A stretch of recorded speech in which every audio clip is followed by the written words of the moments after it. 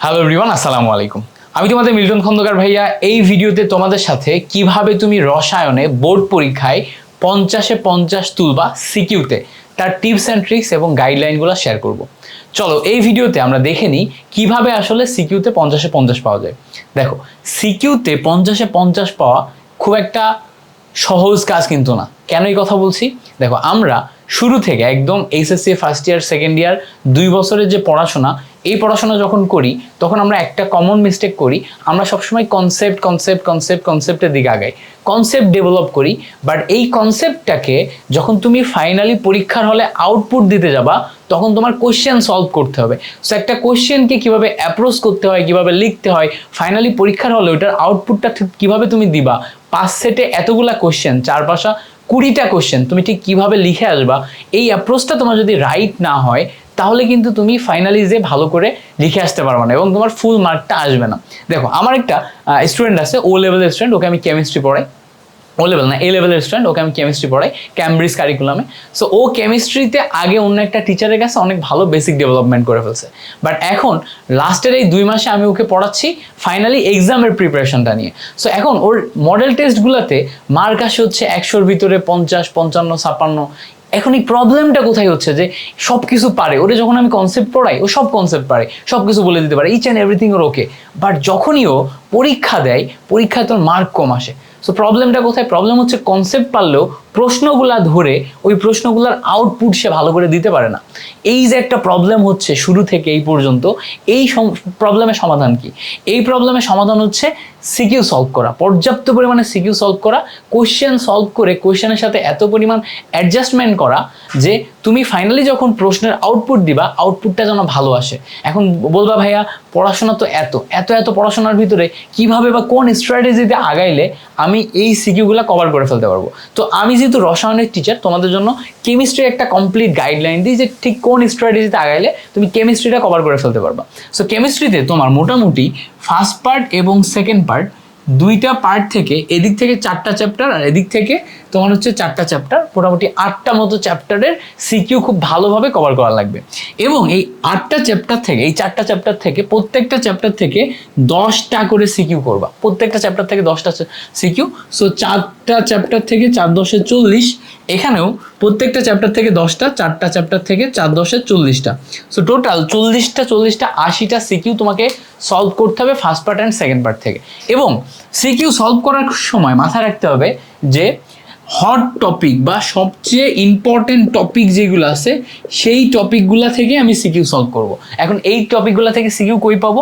বোর্ডের যে CQ, board সিকিউগুলো কিন্তু হট টপিক থেকে সিকিউ। তাহলে এটা কিভাবে করা যায় ভালো করে দেখবা। তুমি যদি টেস্ট পেপার খুলে বের করো, হিউজ নাম্বার অফ সিকিউ পাবা পার চ্যাপ্টার থেকে। এত কিন্তু আমাদের দরকার নেই। আমাদের দেখতে হবে যে যেই টপিকগুলো থেকে সিকিউ সবচেয়ে বেশি আসে, ওই টপিক থেকে ইউনিক 10 সেট সিকিউ। ইউনিক কেন বলছি? ইউনিক মানে হচ্ছে যে একই টপিক বারবার যদি রিপিট করে একই টপিক থেকে একই ধরনের প্রশ্ন 1টা 2টা 3টা 4টা করো, তাহলে তো লাভ নাই। তাহলে কি করতে হবে? একটা টপিক থেকে একটা সিকিউ করতে হবে, ওই টপিকের জন্য আরেকটা টাইপ যদি থাকে সেই টাইপ থেকে আরেকটা করতে হবে। এইভাবে মোটামুটি সবচেয়ে হট টপিক থেকে 10টা সিকিউ সলভ করলেই আমাদের হচ্ছে সবটা গুছিয়ে যাবে। এখন প্রশ্ন হচ্ছে ভাইয়া, এই যে 40-80 সেট সিকিউ এর টার্গেট দিলেন, এটা ঠিক কিভাবে সলভ করবো? তোমার সামনে ধরো আর 60 দিন বা 2 মাস মতো সময় আছে। সো এই যে 60 দিন বা 2 মাস মতো সময়ের প্রত্যেক দিন তুমি যদি কেমিস্ট্রি থেকে 5টা করে সিকিউ সলভ করো, 5টা করে সিকিউ সলভ করো, তাহলে কিন্তু তোমার মেলা নাম্বার অফ সিকিউ তুমি করে ফেলতে পারছো। এই 60টা সিকিউ 5টা করে করলে অনলি 12 দিনে শেষ হয়ে যাবে। একবার যদি তুমি শেষ করে ফেলতে পারো, দেন তোমার জন্য রিভিশন দেওয়া ইজি। এখন বলবো ভাইয়া অ্যাপ্রোচটা করবো কিভাবে? প্রথম কথা হচ্ছে যে কোনো একটা চ্যাপ্টার নাও। সাপোজ ধরো ফার্স্ট পার্টের গুণগত রসায়ন নিলাম। গুণগত রসায়ন থেকে তুমি দেখলা যে বোর পরমাণু মডেলের রিডবার্গ ইকুয়েশন বর্ণালী থেকে এক সেট আসে, আর হচ্ছে তোমার পরে দ্রাব্যতা অংশ থেকে এক সেট আসে। সো এই 2 অংশ থেকে 2 সেট কোয়েশ্চেন আসে। সো এই 2টা টপিককে ক্লিয়ার করে নিয়ে তারপরে এখান থেকে বিভিন্ন ভেরিয়েশনের 10 সেট সিকিউ সলভ করে ফেললাম। ঠিক আছে? এখন 10 সেট সিকিউ যখন সলভ করলা, তখন এক সেট সিকিউতে আমার ধরো A number, B number, C number, D number 4 টাইপের কোয়েশ্চেন আসে। প্রথম কথা এ নাম্বার মুখস্থ করে ফেলবো। দ্বিতীয় কথা বি নাম্বারটা বুঝবে আর মুখস্থ করবো। 3 নম্বরে সি নাম্বার কোয়েশ্চেনটা কোশ্চেনটার কিওয়ার্ড মুখস্থ করবো, কোশ্চেনটাতে কি বলছে, প্রশ্নটা কি সেটাকে ভালো করে মুখস্থ করবো এবং উদ্দীপকের সাথে মিলাই নিব, দেন তারপরে সেটার উত্তরটা শিখবো। এইভাবে যদি আমি আগাই, 2 নম্বরের ক্ষেত্রেও সেম কাহিনী, এভাবে যদি আগাই তাহলে প্রত্যেকটা প্রশ্ন আমার নখদর্পণে আসবে, প্রশ্নের উত্তর নখদর্পণে আসবে। এবার আমাদের এই জায়গাতে আরেক কিছু শ্রেণীর মানুষ এরকম ভুল করে যে পরীক্ষার ঠিক আগ মোমেন্টে এসে এক সেট সিকিউ নিবে, নিয়ে নিজে নিজে বসবে সলভ করার জন্য। ভাই তোমার আইনস্টাইন হইতে বলেনি এখানে কেউ, আইনস্টাইন হওয়ার মতো ব্রেন স্টর্মিং এখানে কেউ করতে বলেনি। তুমি এখানে যেটা করবা যে তুমি প্রশ্নটা আগে নিবা, প্রশ্নটা 1 বার 2 বার 3 বার রিডিং পড়বা, প্রশ্নটা বুঝবা, প্রশ্ন বোঝার পরে এরপরে তুমি সাথে সাথে সলিউশনে চলে যাবা, সলিউশন কোন ওয়েতে করছে সেটা দেখবা। এবার সলিউশন দেখার পরে সেই সলিউশনের ওয়েতে ওটা দেখে দেখেই তুমি একবার সব কয়টা প্রশ্ন সলভ করে ফেলবা। একবার করে ফেললে তোমার একটা ক্লিয়ার ধারণা চলে আসবে। যেই ধারণা চলে আসবে এবার ওই ধারণাকে ব্যবহার করে তুমি এটা রাফ খাতায় 1 বার 2 বার 3 বার 4 বার রিপিট করে করে রাফ করো, রাফ করো, রাফ করো। যেই অংশটা সবচেয়ে কঠিন, যে অংশটা তোমার মনে থাকবে না বলে মনে হচ্ছে, যে অংশটা সবচেয়ে পেঁচিয়ে পেঁচিয়ে যাচ্ছে, ওই অংশটা বার সলভ করো। তাহলে কি হবে, এই ম্যাথটা তুমি একদম এই সিকিউ এর যে টোটাল পোর্শনটা একদম আন্ডারস্ট্যান্ড করে বুঝে একদম মুখস্থ করে ফেলতে পারবা। ঠিক আছে, এরপরে দেখো প্রশ্নটাও তোমার যদি মনে থাকে, মেমোরাইজ হয়ে যায়, তাহলে তুমি এটা কখনোই ভুল করবা না। আরেকটা ব্যাপার কি, তুমি যখন একবার একটা সিকিউ সলভ করো, একবার একটা প্রশ্ন সলভ করো, প্রথমবার সলভ করতে গেলে দেখবা তোমার ব্রেন ঠিক যেভাবে কাজ করছে, দ্বিতীয়বার লিখে লিখে করতে গেলে ঠিক অন্যভাবে কাজ করে, তৃতীয়বার অন্যভাবে কাজ করে, 5 বার সলভ করতে যে 5 রকম প্রবলেমে পড়বা। এই প্রবলেমগুলো তুমি যদি বাসা থেকে বসে ফেস করে যাও, পরীক্ষার হলে যে এই সেম প্রবলেম ফেস করবে না, তুমি অলরেডি জানবা যে এই প্রবলেম আমি ফেস করি আর এটার উত্তর এটা, এই জায়গাতে আমি ভুল করি, স্পেসিফিক ভাবে কোথায় ভুল হচ্ছে সেটাও কিন্তু বোঝা যায়। সো এইভাবে তোমার কি করা যায়, সিকিউ গুলা সলভ করা যায়। এখন সিকিউ যদি এইভাবে সলভ করো, এভাবে টাইম মেনটেন করে সলভ করো, তাহলে ফাইনালি পরীক্ষার হলে যে আউটপুটটা খুব ভালো আসে। তুমি যদি কোনো একটা প্রশ্নের উদ্দীপক বুঝো, এ নাম্বার বি নাম্বার মুখস্থ থাকে, সিআরডি করতে পারো। সো কেমিস্ট্রির ক্ষেত্রে খুব কম সময়ে 12 থেকে 15 মিনিটেই এক সেট সিকিউ লিখে শেষ করা যায়।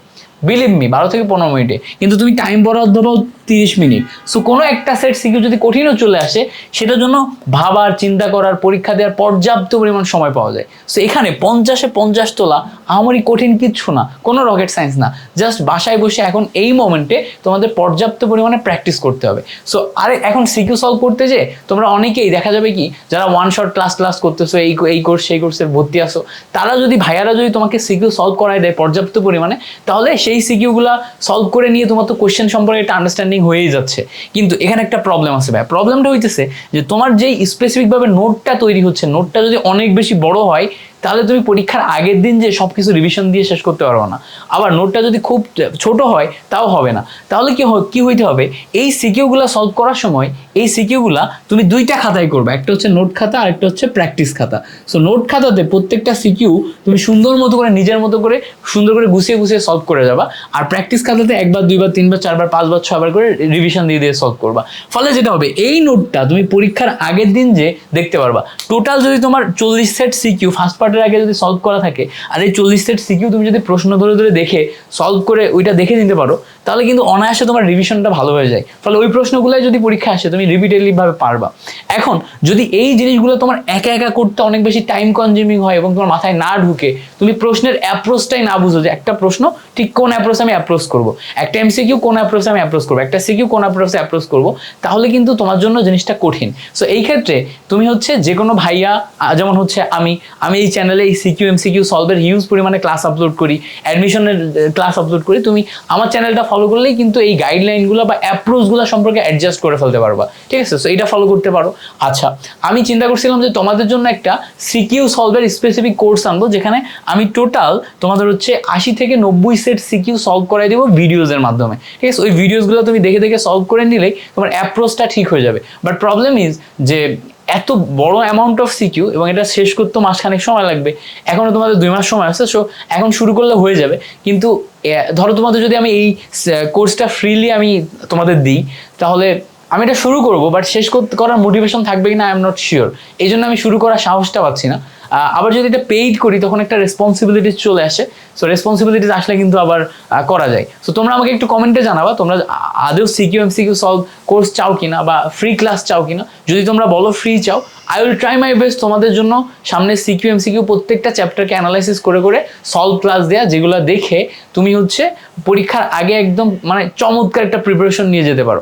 আর যদি তোমরা পেইড চাও যে ভাইয়া একটু বেশি অ্যামাউন্ট অফ সিকিউ এমসিকিউ দেন, গুছায় দেন, ম্যাটেরিয়ালসগুলো গুছায় দেন, আপনি নিজেই সবচেয়ে ইম্পর্টেন্ট টপিকগুলো বাছাই করে দেন, সেই টপিকগুলো থেকে এক একটা করে সিকিউ দেন, যাতে ওইগুলা করলে আমাদের হয়ে যায়। তো তোমরা বললে I will try my best, আমি তোমাদের জন্য এই জিনিসপত্রগুলো অ্যারেঞ্জ করে দেয়ার, ঠিক আছে। আর হচ্ছে চ্যানেলটাতে সাবস্ক্রাইব করবা। আমি এমসিকিউতে কিভাবে তুমি 25-এ 25 তুলবা তারও একটা গাইডলাইন ভিডিওস ইনশাল্লাহ নিয়ে তোমাদের সামনে হাজির হয়ে যাবো। ততক্ষণ পর্যন্ত ভালো থাকো, সুস্থ থাকো। আল্লাহ হাফেজ, আসসালামু আলাইকুম।